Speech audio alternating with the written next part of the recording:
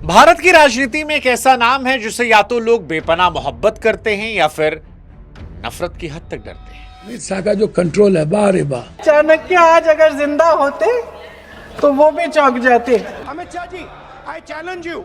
मैं अमित शाह के बारे में नहीं कह सकता। अमित शाह कर क्या रहे हैं? कहाँ है अमित शाह? लोग कहते हैं कि जहां बाकी लोगों की सोच खत्म होती है वहां से उनकी अगली चाल शुरू होती है। जब किसी राज्य का अजय किला अचानक से ढह जाता है, जब चुनावी गणित रातों रात बदल जाता है, या जब विरोधी समझ ही नहीं पाता कि खेला हुआ कब, तब सत्ता के गलियारों में सिर्फ एक नाम सबसे ज्यादा फुसफुसाया जाता है। यह नाम है अमित शाह का।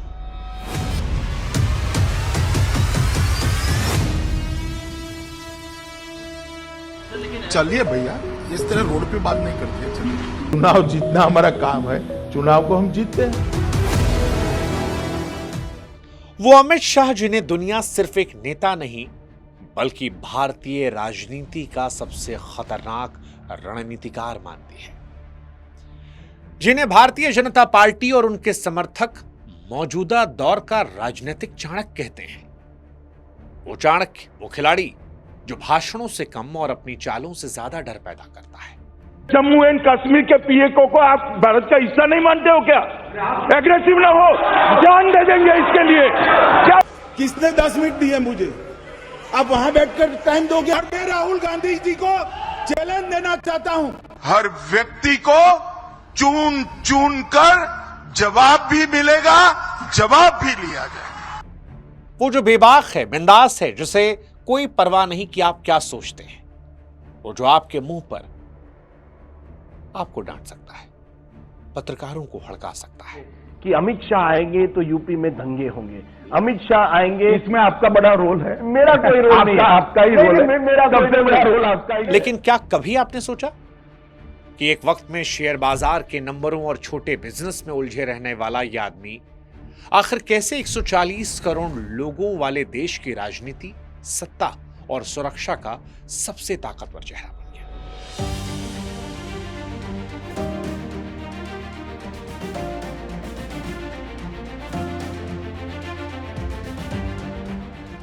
चाणक्य दुनिया कहती है, लेकिन शाह सिर्फ चुनाव जिताने वाले नेता नहीं है। वो भारतीय राजनीति के उस साइलेंट सिस्टम का नाम है जहां फैसले कैमरों के सामने नहीं बल्कि शतरंज की तरह कई चाल पहले तय किए जाते हैं। और शायद यही वजह है कि पिछले 10 सालों में भारत की राजनीति का पावर बैलेंस बदल गया। कई राज्य जहां बीजेपी का नामो निशान नहीं था, वहां आज भगवा लहर दौड़ पड़ी, और जिन विरोधियों को कभी अजय माना जा रहा था, वो धीरे धीरे राजनीतिक हाशिए पर चले गए। और इन सारी कहानियों के पीछे प्रत्यक्ष या अप्रत्यक्ष तौर पर हर बार अमित शाह रहे। लेकिन इस कहानी का सबसे दिलचस्प हिस्सा यह है कि अमित शाह हमेशा से इतने ताकतवर नहीं थे। एक समय ऐसा भी था जब उन्हें मानसा का स्टॉक ब्रोकर कहकर मजाक उड़ाया जाता था। वो भी दौर आया जब उन पर आरोप लगे, उन्हें जेल हुआ, अपने ही राज्य से तड़ीपार होना पड़ा। विरोधियों ने मान लिया कि उनका खेल खत्म हो गया, उनके अपने भी उनसे दूरियां बनाने लगे थे। लेकिन शायद वो भूल गए कि अमित शाह वो हैं जो हार से डरने वालों में से नहीं। अमित शाह वो हैं जो हार को हथियार बना लेने वालों में से है। इसलिए आज ये कहानी अमित शाह की हम आपको सुनाएंगे।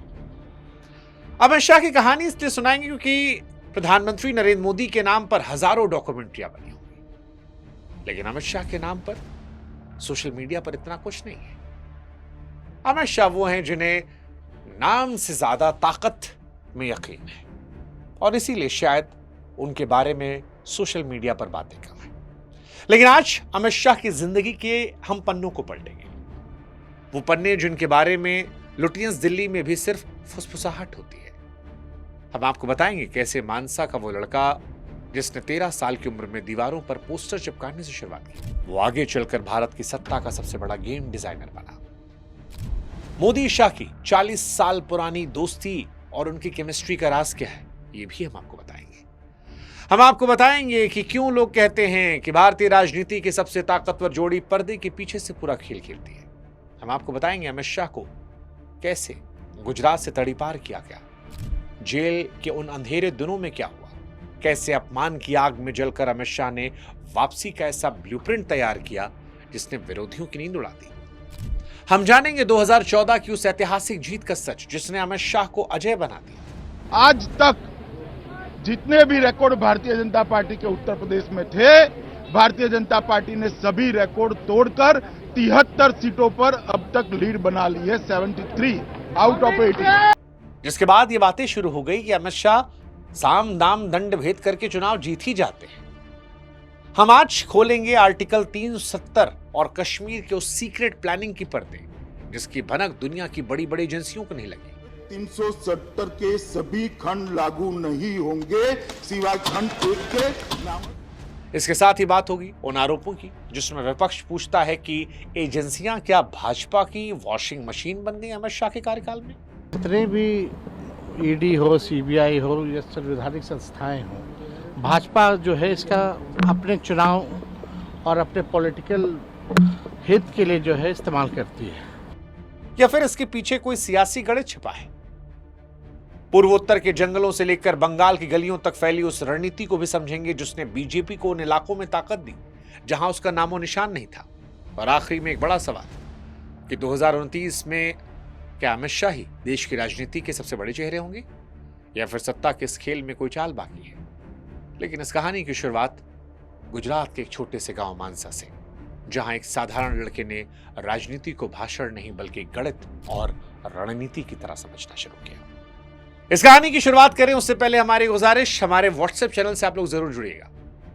लिंक हमने डिस्क्रिप्शन में कमेंट सेक्शन में दे रखा है। साथ ही स्क्रीनशॉट लगाया है स्कैन करने के लिए आपके लिए, ताकि मोबाइल फोन उठाइए, स्कैन कीजिए और हमारे व्हाट्सएप चैनल से जुड़कर हमारी ताकत को मजबूत कीजिए। हमारे चैनल को फॉलो कीजिए। हम आपके लिए बड़ी मेहनत से बहुत रिसर्च करके सारी कहानियां लाते हैं, तो अगर आप भी हमारा साथ देंगे तो हमारा हौसला बढ़ेगा। इसलिए चैनल को फॉलो कीजिएगा और व्हाट्सएप भी जरूर जुड़िएगा। अब शुरू से शुरू करते हैं अमित शाह की कहानी।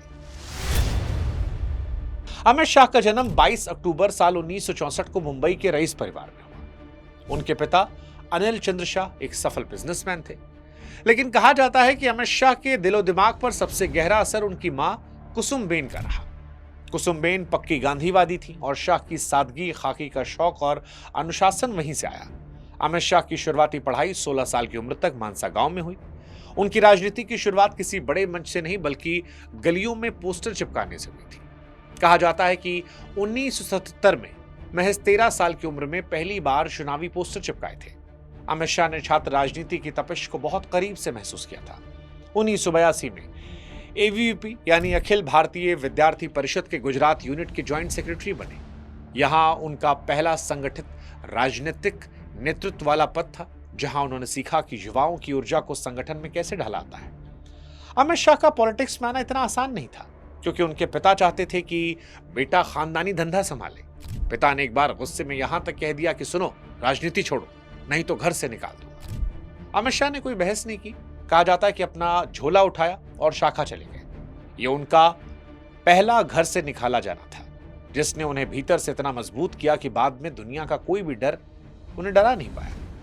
अमित शाह ने पढ़ाई बायोकेमिस्ट्री में की है और इसी विज्ञान ने उन्हें किसी भी समस्या को बारीक लेवल पर जाकर हल करने का फॉर्मूला दिया। साल 1987 में औपचारिक रूप से भाजपा का दामन थामा।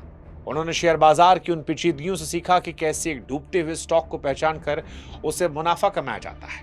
राजनीति में आने के बाद उन्होंने इसी बिजनेस थ्योरी को लागू किया, जहां हर बूथ पर एक शेयर था और हर वोटर एक निवेशक। अहमदाबाद के नारायणपुरा में एक छोटा सा ऑफिस बनाया और समीकरणों पर काम करना शुरू किया जिन्हें बड़े बड़े नेता फालतू समझते थे। साल 1999 में वो अहमदाबाद जिला सहकारी बैंक के प्रेसिडेंट बने, जो गुजरात का सबसे बड़ा सहकारी बैंक था। यहीं से उन्होंने आर्थिक घेराबंदी शुरू की, जिसने कांग्रेस के दशकों पुराने आधार को हिला कर दिया। उन्होंने बैंक के चुनावों में उन छोटे किसानों को शेयर होल्डर बनाया जो कभी बैंक की सीढ़ियों तक नहीं चढ़े थे। माधोपुरा मर्केंटाइल बैंक जैसे किलों में सेंध लगाई और किसानों को भाजपा के साथ जोड़ दिया। साल 1982 में उनकी मुलाकात नरेंद्र मोदी से हुई थी और वहीं से भारतीय राजनीति की वो जोड़ी बनी जिसने सारे रिकॉर्ड को ध्वस्त कर दिया। साल 1989 में जब वो पहली बार अहमदाबाद के नारायणपुरा वार्ड से म्युनिसिपल चुनाव लड़ने उतरे तो लोगों ने कहा ये बायोकेमिस्ट्री वाला लड़का क्या कर पाएगा। लेकिन अमित शाह ने वहां 13,000 से ज्यादा वोटों के रिकॉर्ड मार्जिन से जीत हासिल की। उस पहली जीत ने न केवल शाह का भरोसा बढ़ाया बल्कि दिल्ली के बड़े नेताओं को भी जता दिया कि ये लड़का केवल नंबरों का बाजीगर नहीं है बल्कि जमीन का असली खिलाड़ी है। राजनीति को कबीलों की लड़ाई से निकालकर एक डेटा ड्रिवन विज्ञान बनाया जहां पर तुक्के नहीं सिर्फ सटीक निशाना काम कर रहा था।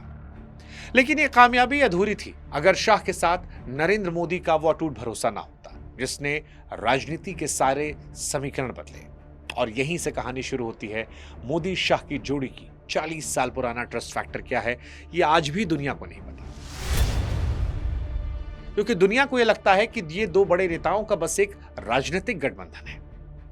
लेकिन हकीकत में नरेंद्र मोदी अमित शाह दो जिस्म, एक दिमाग और एक ऐसा तालमेल है जिसे कोई डिकोड नहीं कर पाया। अहमदाबाद के इनकम टैक्स सर्किल की वो छोटी सी मुलाकात आज दिल्ली के सत्ता के सबसे बड़े केंद्र तक पहुंची है। और इसके पीछे अगर कोई एक चीज है तो वो है ब्लाइंड ट्रस्ट। इस रिश्ते की सबसे बड़ी खूबी यह है कि शाह ने कभी भी मोदी के सामने अपनी चमक को दिखाने की कोशिश नहीं की। पर्दे के पीछे की बात यह है कि जब 2002 के गोधरा दंगों के बाद पूरी दुनिया मोदी को घेर रही थी तब शाह ने रात भर जगकर कानूनी फाइलें तैयार की और मोदी को बचाने के लिए पूरी राजनीतिक पूंजी लगाई। जब केंद्र की वाजपेयी सरकार तक मोदी को लेकर संशय में थी तब अमित शाह ही वो ढाल थे जिसे कोई कानून तोड़ नहीं पाया। 1990 के दशक में जब मोदी को गुजरात में एक तरह के बनवास पर दिल्ली और हरियाणा भेजा गया तब शाह ही वो इकलौते इंसान थे जो मोदी के आंख और कान बनकर गुजरात में डटे रहे। 2002 से 2010 के बीच शाह गुजरात में सरकार में गृह मंत्री और सहकारिता जैसे अहम मंत्रालयों के मालिक रहे। लेकिन उस दौरान अमित शाह पर कई विवाद उठे। सोहराबुद्दीन जैसे मामलों में उन पर सत्ता के गलत इस्तेमाल के गंभीर आरोप भी लगे। लेकिन इस दौरान भी नरेंद्र मोदी उनके साथ रहे। करीबी लोग बताते हैं कि नरेंद्र मोदी के कमरे में जाकर अमित शाह ही इकलौते शख्स हैं जो टोक सकते हैं और सबसे कड़वी सच्चाई बता सकते हैं। कहने वाले ये भी कहते हैं कि मोदी भी जानते हैं कि अमित शाह जो कह रहे हैं उसमें निजी स्वार्थ नहीं है। ये जोड़ी बिल्कुल वैसी है जैसे बैट्समैन ने शॉट मारा और आगे बढ़ा और सामने वाला भरोसा करके आगे बढ़ लेता है। इन दोनों ने मिलकर लुटियंस दिल्ली के उस पुराने वीआईपी कल्चर को जड़ से उखाड़ फेंका जहां खानदान की अहमियत थी और एक नए कल्चर की शुरुआत की, परफॉर्मेंस कल्चर की।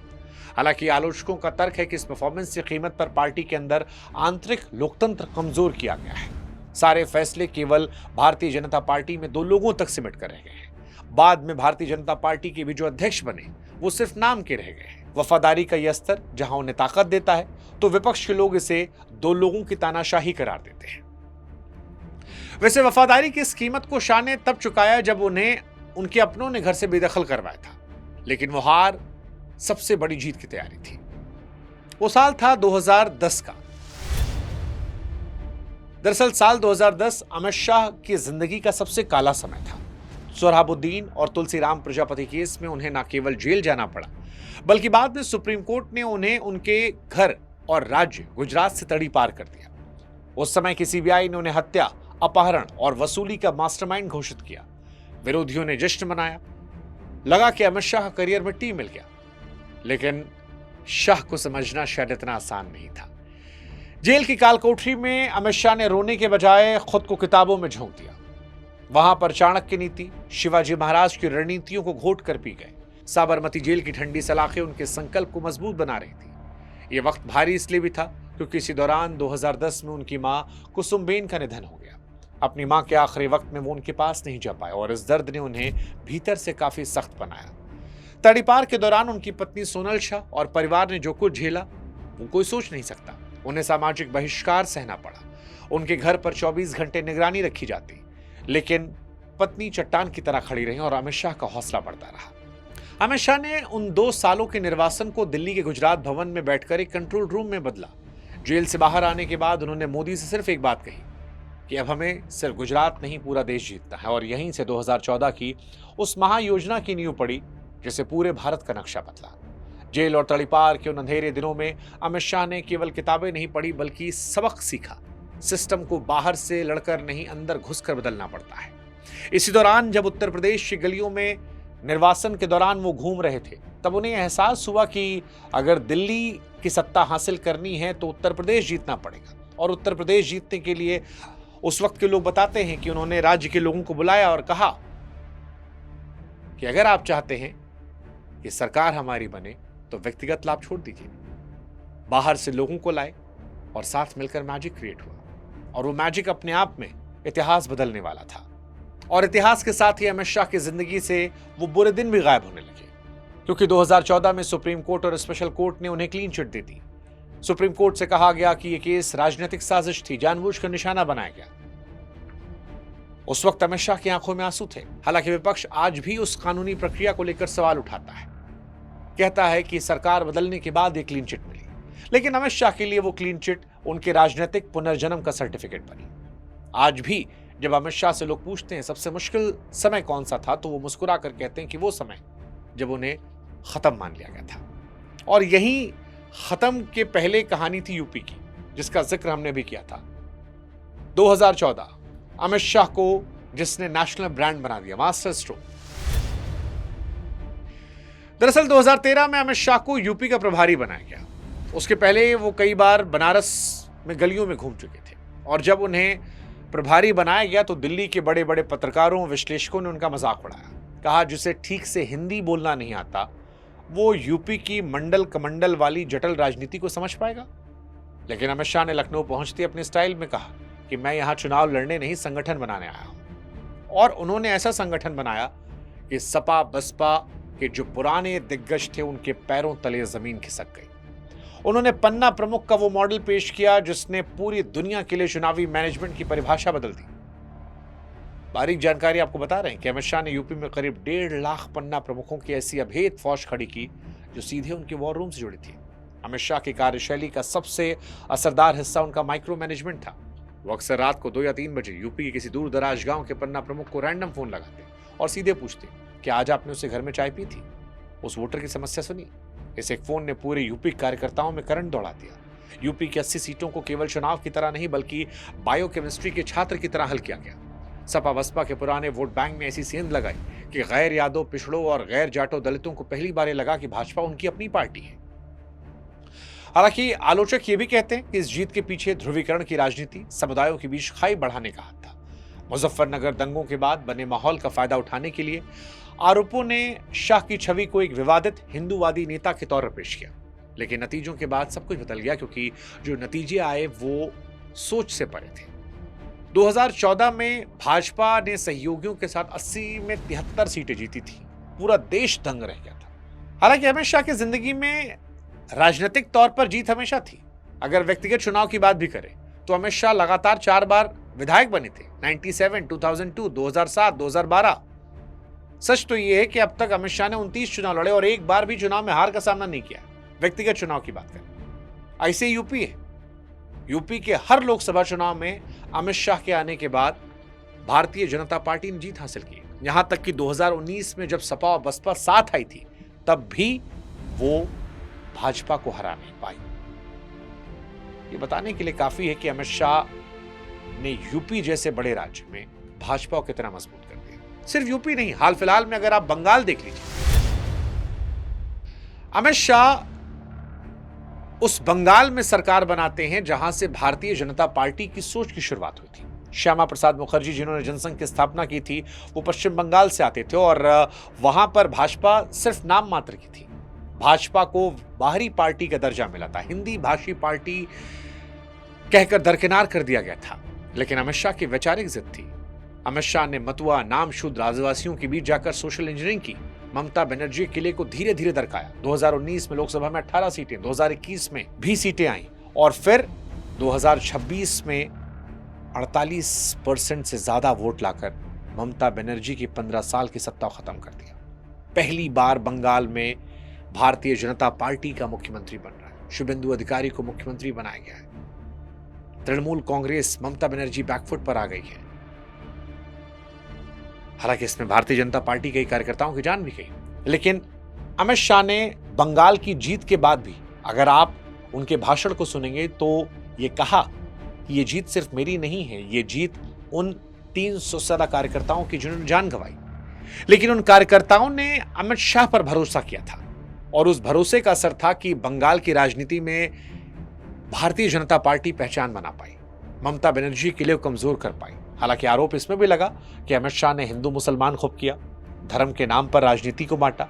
लेकिन अमित शाह और उनके चाहने वालों का नजरिया अलग है। उनका कहना है कि ममता बनर्जी की एंटी इनकम्बेंसी को उन्होंने एक्सपोज किया, ममता बनर्जी की प्रो मुस्लिम नीतियों को एक्सपोज किया और हिंदुत्व के प्रचार प्रसार करके उन्होंने वहां पर जनता के दिल में जगह बनाई, विश्वास पाया, क्योंकि ममता बनर्जी उनकी नजर में हिंदुओं से दूरियां बना चुकी थी। अब ये सही था, गलत था, जो भी था, लेकिन डेमोक्रेसी में जनता अगर बढ़ चढ़ कर वोट देती है और ममता बनर्जी जैसी नेता 100 सीटों को पार नहीं कर पाती है, तो ये बताता है कि अमित शाह वो फॉर्मूला जानते हैं जहां पर चुनाव सिर्फ चेहरे के दम पर नहीं, संगठन और सोच के जरिए मिलते हैं। और यही शायद वजह है कि भारतीय जनता पार्टी देखते देखते दुनिया की सबसे बड़ी पार्टी थी। अमित शाह के बारे में शायद इसीलिए एक अफवाह उड़ती है कि वो चुनाव जिताने वाली मशीन है। तेजस्वी यादव से लेकर अखिलेश यादव तक कई बार कह चुके हैं कि बीजेपी बहुत प्रोफेशनली चुनाव लड़ती है, साल भर चुनाव के मोड में रहती है। लेकिन अमित शाह के बारे में फैलाया गया ये सबसे बड़ा और आधा सच है। सच तो यह है कि अमित शाह एक बेमिसाल ऑर्गेनाइजेशन बिल्डर यानी संगठन के बड़े शिल्पकार हैं। भाजपा को एक ऐसी प्रोफेशनल कंपनी की तरह बनाया है जिसका मकसद वोट और कार्यकर्ता है। उन पर अक्सर वन मैन शो चलाने का आरोप लगता है, लेकिन हकीकत यह कि पार्टी के भीतर जवाबदेही का सिस्टम है जहां छोटे से छोटा कार्यकर्ता भी रिपोर्ट कर रहा है। मिस्ड कॉल सदस्यता अभियान बड़ा कदम उठाकर दुनिया से बड़ी राजनीतिक पार्टी बने। अमित शाह आज भी सुबह 4 बजे तक काम करते हैं। देश के हर जिले के अध्यक्ष का नाम उनके जानने वाले कहते हैं कि मुजुबानी याद है। 2021 में वो देश के पहले सहकारिता मंत्री बने। सहकारिता क्षेत्र को राष्ट्रीय स्तर मजबूत करने के लिए कदम उठाए। ये उनके पुराने जुनून का विस्तार था जब वो एसडीसीबी के प्रेसिडेंट थे। हालांकि यहां पर यह आरोप लगता है कि सहकारी संस्थाओं के जरिए भाजपा ग्रामीण अर्थव्यवस्था और किसानों के वोट बैंक को कंट्रोल करना चाहती है। आलोचक कहते हैं कि शाह ने भाजपा को ऐसी मशीन बनाया है जिसमें विचारधारा ज्यादा, अंकगणित संसाधनों की अहमियत बड़ी है। यहां तक कि टिकट बंटवारे में भी पुराने वफादारों के बजाय जिताऊ कैंडिडेट को तरजीह देना पार्टी के भीतर कई बार असंतोष का कारण बना है। लेकिन अमित शाह खुलकर इस पर कहते हैं कि मेरा काम है पार्टी को जिताना, जो सही होगा, जो जिता सकेगा, मैं उसकी तरफ जाऊंगा और ताकत होगी तभी बड़े फैसले आएंगे। फैसला जैसे आर्टिकल 370 जिसके बारे में लोग मजाक उड़ाते थे, फैसला राम मंदिर बनने के बाद देश में दंगे ना होना। आर्टिकल 370 और राम मंदिर पर फैसला आने के बाद देश में दंगे ना होना, ये दो ऐसे कदम हैं जो अमित शाह को गृह मंत्री के तौर पर बड़ा क्रेडिट देते हैं।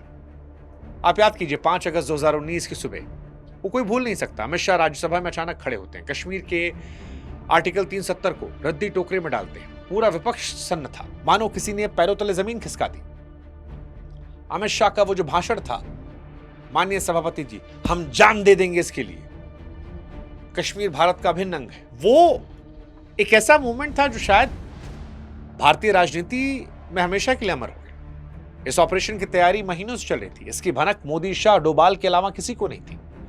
शाह ने सीमा पर ऐसी घेराबंदी की कि विरोधियों के पास शोर बचाने के अलावा कोई मौका नहीं था। कश्मीर में इंटरनेट बंद कर दिया गया, स्थानीय नेताओं को नजरबंद किया गया। यह कोई इत्तेफाक नहीं था। हर सैटेलाइट फोन की निगरानी करवाई ताकि पाकिस्तान की तरफ से कोई भी सिग्नल घाटी में हिंसा न भड़काए। यह सुनिश्चित किया कि एक भी कतरा खून न बहे। अमित शाह के साहस और प्रशासनिक क्षमता का यह बड़ा उदाहरण है। घाटी में अलगाववादियों के आर्थिक तंत्र को पूरी तरह कमर तोड़ दी, दिखाया कि अगर राजनीतिक नियत साफ हो, 70 साल पुराने नासूर को भी 15 मिनट में खत्म किया सकता है। और आज कश्मीर में अगर 370 हटा, जिसको लोग इम्पॉसिबल मान रहे थे, तो उसमें अमित शाह की इच्छा शक्ति को एक बहुत बड़ा क्रेडिट दिया जाता है। अमित शाह 2025 तक भारत के सबसे लंबे समय तक गृह मंत्री रहने का लालकृष्ण आडवाणी का रिकॉर्ड भी तोड़ चुके हैं। हालांकि कश्मीर के अगर मसले की बात की जाए तो कश्मीर में लंबे समय तक प्रतिबंध जो लगे थे, लोकतांत्रिक अधिकारों के हनन पर कई लोग ऐसे जिनकी आलोचना करते हैं, कई संगठन करते हैं। उनके आलोचक कहते हैं कश्मीर में भले ही शांति दिख रही है, लेकिन घाटी के लोगों का पूरा दिल जीतने में अमित शाह और उनकी सरकार आज ही पीछे है। वहीं सुरक्षित कश्मीरी पंडितों की वापसी का मसला भी अपने आप में एक बड़ा सवाल है। वापसी हुई है, लेकिन क्या भरोसा इतना है कश्मीरी पंडित जाकर रह सकते हैं? ये आज भी सवाल। अमित शाह और क्रोनोलॉजी, ये भी अपने आप में बहुत वायरल है। आप जरा क्रोनोलॉजी समझिए। ये जुमला जो है रातों रात हर युवा की जुबान पर है, लेकिन इसके पीछे भी अमित शाह की वो दृढ़ता, स्पष्टता है।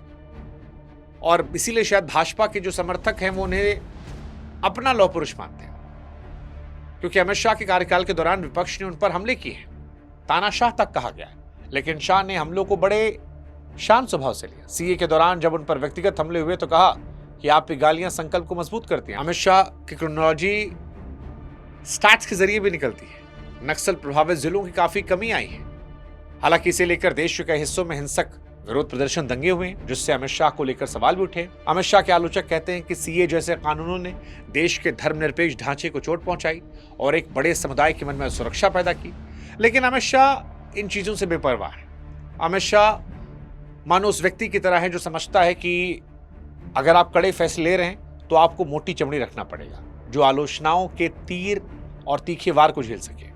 एक गृह मंत्री के तौर पर नक्सलवाद में कमी आना अमित शाह की उपलब्धि के तौर पर देखा जाएगा, और वैसी राजनीतिक उपलब्धियां अमित शाह का उन राज्यों में एक्सपेंशन बीजेपी करना जहां पर बीजेपी का झंडा उठाने वाला कोई नहीं था, साथ ही साथ नॉर्थ ईस्ट में दशकों पुरानी हिंसा को खत्म करना। आप समझिए, पूर्वोत्तर में जहां भगवा मुमकिन नहीं था वहां भी चीजें बेहतर हुई हैं। दरअसल पूर्वोत्तर भारत हमेशा से दिल्ली की सत्ता के लिए 7 समंदर पार जैसा उपेक्षित इलाका था, जहां की राजनीति को समझना किसी पहेली से कम नहीं था। लेकिन अमित शाह ने नागालैंड, मणिपुर, मेघालय, त्रिपुरा के स्थानीय समीकरणों को मुट्ठी में लिया। उन्होंने बोडो समझौता करके दशकों पुरानी हिंसा को शांत किया। त्रिपुरा में ब्रू शरणार्थी समस्या को स्थायी समाधान निकाला। उग्रवादी समूहों के साथ ऐतिहासिक समझौते करके मुख्यधारा में लाए। ये समझौते केवल कागजी कार्रवाई नहीं थे, बल्कि इन फैसलों ने उन हजारों माओ की कोख उजड़ने से बचाई जिनके बेटे जंगल में हथियार लिए घूम रहे थे। उन्होंने एक्ट ईस्ट पॉलिसी को भी एक्ट नॉर्थ ईस्ट विजन में तब्दील किया, जहां विकास जमीन पर दिखने लगा। अमित शाह ने हमेशा कहा कि जब तक पूर्वोत्तर का विकास नहीं होगा, भारत का विकास अधूरा है। और शायद यही वजह कि अगर आज पूर्वोत्तर में कमल खिल रहा है तो उसके पीछे अमित शाह की भी मेहनत है, जिन्होंने 7 सिस्टर्स में आज बीजेपी को मजबूत किया और 7 सिस्टर्स में शांति लाई। हालांकि क्या ये कंप्लीट शांति थी? नहीं। अमित शाह पर भी सवाल है। जैसे मणिपुर में साल भर हिंसा हुई, मणिपुर में जो जातीय हिंसा हुई, जिस तरह से वहां की तस्वीरें निकल कर आई, जिस तरह से वहां महीनों तक कानूनी व्यवस्था बिगड़ी रही, उसने अमित शाह की शैली को लेकर बहुत सारे सवाल भी खड़े किए। विपक्ष का आरोप था कि सरकार की चुप्पी, डिवाइड एंड रूल की राजनीति ने पूर्वोत्तर के ताने माने को नुकसान पहुंचाया है। मणिपुर संकट आज भी अमित शाह के गृह मंत्रालय के लिए एक बड़ी और खुली चुनौती है, जहां पूरी तरह शांति बहाली शायद अमित शाह के लिए भी आज एक सपना है। लेकिन इन सारी चुनौतियों के बीच अमित शाह के खिलाफ एक इकोसिस्टम भी खड़ा हुआ, जिसने उन पर जासूसी और एजेंसियों के दुरुपयोग के आरोप लगाए। दरअसल अमित शाह की सबसे बड़ी चुनौती वो आरोप रहे जो दिल्ली से उन पर लगते रहे।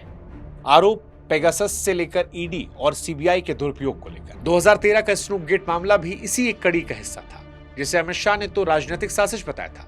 लेकिन विपक्ष बार बार ये कहता आया कि अमित शाह जानबूझकर सरकारी एजेंसियों का इस्तेमाल करते आए हैं। गुजरात के समय से ही लोगों पर वो नजर रखते रहे हैं। एजेंसियों का इस्तेमाल विरोधियों को चलने के लिए होता है।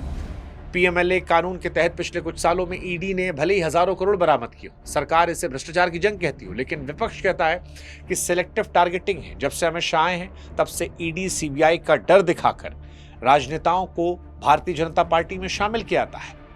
कई सारे राजनेता अलग अलग राज्यों में जिन पर बीजेपी पहले आरोप लगाती थी, वो आज बीजेपी का हिस्सा है, जिसमें हेमंत बिस्व शर्मा से लेकर आपके पश्चिम बंगाल में शुवेंदु अधिकारी तक के बारे में विपक्ष आरोप लगाता है कि ये सब ईडी सीबीआई की वजह से ही आए हैं। इन एजेंसियों की कार्रवाई का शिकार सिर्फ विपक्ष के नेता बनते हैं, जबकि भाजपा में शामिल होने वाले भ्रष्ट नेताओं के खिलाफ मामले ठंडे बस्ते में जाते हैं। और इसी को लेकर वॉशिंग मशीन वाला तंज काफी मशहूर हुआ है कि आप कितने बड़े भी भ्रष्ट हो, बीजेपी की वॉशिंग मशीन में जाएंगे तो आप ठीक हो जाएंगे।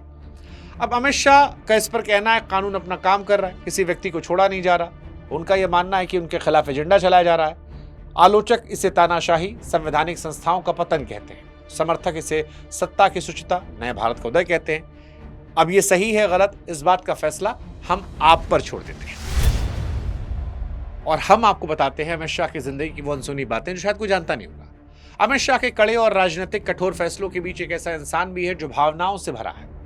लोग अक्सर अफवाह उड़ाते हैं कि उन्हें किडनी गंभीर बीमारी थी, पर असलियत यह है कि 2019 में उनकी गर्दन पर एक लिपोमा की सर्जरी हुई थी। उनकी इच्छा शक्ति का अंदाजा इस बात से लगाइए कि सर्जरी के बाद डॉक्टरों ने आराम की सलाह दी, लेकिन शाह अगले दिन से काम पर थे। और एक निजी बातचीत में कहा था कि शरीर कमजोर हो सकता है, इरादा नहीं।